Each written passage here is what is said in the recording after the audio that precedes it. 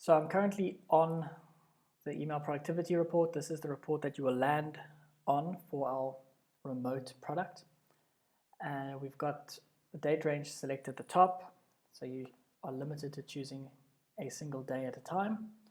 In our Ignite product, if you want to view data over a larger date range, you can do so, but you'd need to upgrade to our Ignite product. So for this, I'm looking at Monday the 3rd of February 2020. So this is kind of pre the COVID pandemic.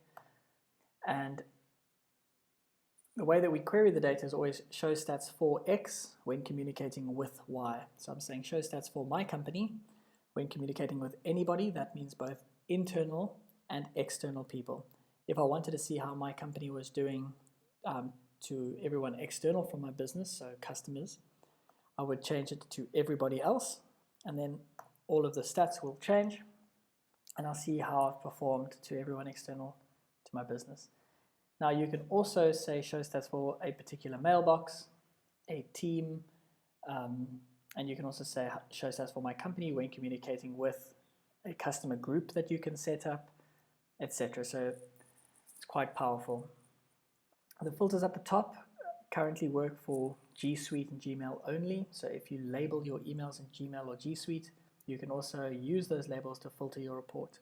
So you might have a label like top customers or 24-hour SLA, etc. If you click on it and you drop down, you will actually see the different kinds of labels that are available. All right, now that that is all set, I'll take you through the report quickly. So the report has a number of tables. We've got the email volumes table. You can click on the tooltips on any of these columns and it'll explain what that metric is showing you.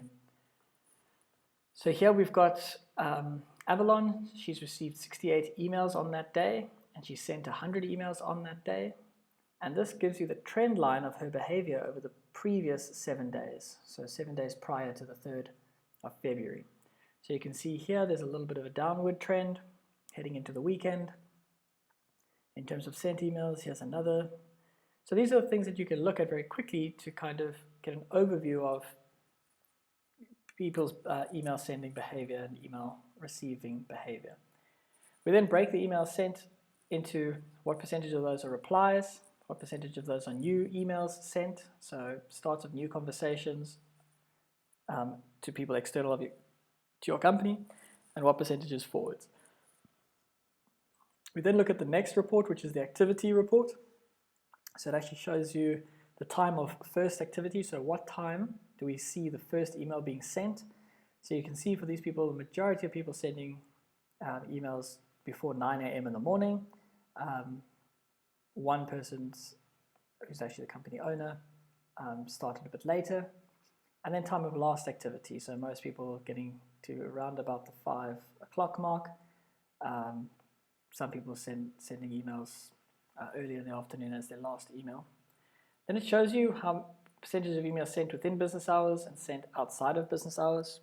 So this particular company has a fairly low out of hours send rate. We see this number varying from customer to customer. And then we've got the average emails received per hour as the business and the total, average emails sent per hour. And you can rank any of these columns. So if you wanted to see which mailbox was receiving the most email, you can see that Unsee, Bernard, and Evelyn, they have the highest email volumes of received emails per hour, and so it goes down. Conversations. A conversation is essentially a group of emails that all belong to the same email thread or conversation. So if I email into your company, you reply to me, I reply back, you reply to me. That's one conversation. So you can see how many conversations the company has overall, and you can see who's been part of those conversations. Now, if you add all of these up, it won't come to that number because these are unique. And here, Ansi could be part of a conversation and Tina could be part of the same conversation, so they'll both have a 1 next to their name. But these are unique. Shows you how many of those were inbound, so sent from someone external to your company into your company. Outbound, you started the conversation and sent it to someone external to your company. Internal, between your own domain name. Shows you what percentage of conversations are waiting for a reply. So that means that the last email in that conversation was from someone external to your company. In other words, the ball is in your court.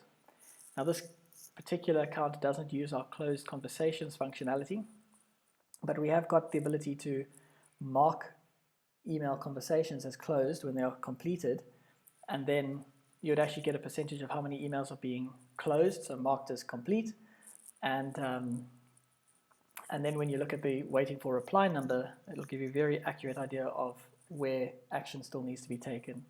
And if you click on this little question mark, it'll explain where to go to set up the ability to close conversations.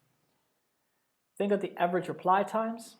We've got two different types of average reply times. We've got the average first reply time. So that's the amount of time it takes you to respond to the first email in a new conversation. And then we've got the average overall reply time, which is not only the first reply, but every other reply. What is the average? And the way that this report works is we show the 7-day rolling average. So the 7-day rolling average for this company was 1 hour and 56 minutes and 18 seconds. On this particular day, they were averaging 2 hours, so slightly worse than their 7-day average. In this table, anything marked as green shows that mailbox is quicker than their 7-day average. Anything marked in red shows that they are slower. So it just gives you the ability to quickly scan your eye down the list to see where things are getting slower and where things have improved. Then we've got the responsiveness table, which essentially shows you, okay, the number of replies sent, which correlates with one of the graphs higher up. And then it shows you of the replies that were sent, what percentage of those replies were under 5 minutes, under 10 minutes, under 15 minutes, etc. Now this company has a lot of bands. By default, I think we set up 4 bands. You can add up to 10. And you can create these bands by going up to reply time goals, clicking on that, and you'll be able to add whatever bands you like. So looking at this report, you can see that on this particular day, Jessica, 48% of her emails were responded to within 5 minutes, and she sent quite a few replies on this day. 100% were responded to within 8 hours. Now, these numbers take business hours into account, so if they've got business hours from 9 a.m. to 5 p.m., which is an 8-hour day, this would mark a business day. So if she's done 100% within that time, that means the customer would have experienced a response within a business day. You can see that a few people, like Devin, didn't get to all of the emails in a day, so there's some replies that would bleed over to the next day. Okay, and then we've got the final graph, which is email volumes per hour, which basically just shows you the number of emails sent and received over the day. And that is the daily email productivity report. Now, this tool also allows you to view logs, so you can go up to logs and look at conversation logs or message logs to look at the raw data that we are processing to give you these stats. We only look at the email header information, so we never look at the body or attachments of any email. It's only the subject line, the to, the from, the CC, and the timestamps and message IDs.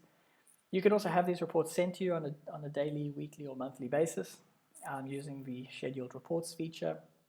And you can control the data that is counted towards these reports.